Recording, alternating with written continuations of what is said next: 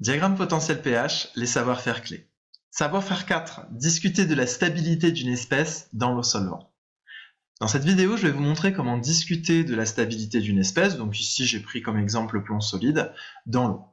Pour cela, une fois que l'on dispose du diagramme potentiel pH de l'élément considéré, donc ici le plomb, on va lui superposer le diagramme potentiel pH de l'eau solvant, qui est constitué, je vous rappelle, de deux droites frontières associées chacune à un couple de l'eau.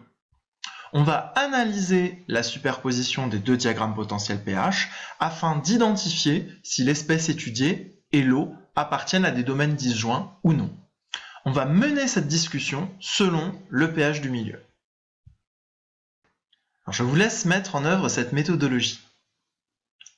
Passons à la correction. Tout d'abord, traçons le diagramme potentiel pH de l'eau. Pour cela, il convient d'écrire les deux demi-équations redox associées à chaque couple de l'eau, appliquer la relation de Nernst et exprimer chaque potentiel redox en fonction du pH. Pour cela, on va avoir besoin, je vous rappelle, de la convention de frontière que les pressions partielles des gaz, O2 et H2, s'identifient à la pression standard P standard.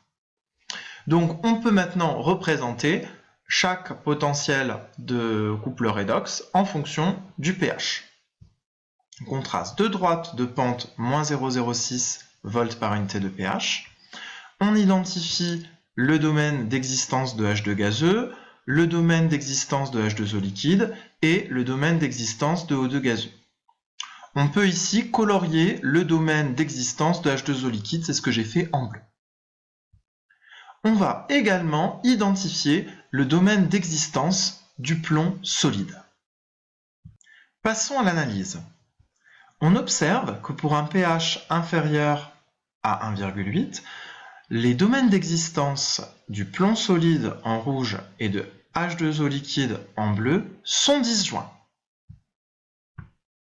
Donc, leur existence simultanée est incompatible. Donc, lorsque l'on va mettre du plomb avec de l'eau à pH inférieur à 1,8, eh bien, le plomb va s'oxyder en Pb2+, tandis que l'eau va se réduire en H2.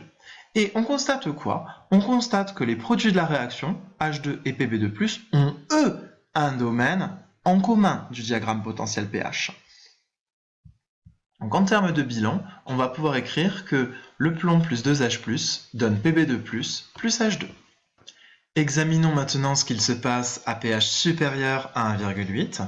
Pour un pH supérieur à 1,8, on constate que le plomb a un domaine d'existence en rouge qui est commun avec le domaine d'existence de l'eau en bleu.